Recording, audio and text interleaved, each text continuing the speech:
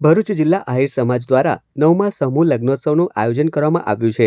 આગામી તારીખ 22મી ફેબ્રુઆરીના રોજ ભરૂચની દૂધધારા ડેરીના ગ્રાઉન્ડ ખાતે સમૂહ લગ્નોત્સવ યોજાશે, જેના ભાગરૂપે ભરૂચના કસક સર્કલ નજીક આવેલ કાર્યાલય ખાતે સમાજના પ્રમુખ દિનેશ આહિર, ઉપપ્રમુખ લક્ષ્મણ આહિર, મંત્રી લાલુ આહિર, ખજાનચી નટુ આહિર સાથે કમિટીના તમામ સભ્યો ઉપસ્થિત રહી 16 યુગલોની લગ્ન પત્રિકા લેખન સાથે વિતરણ કાર્યક્રમ યોજાયો હતો।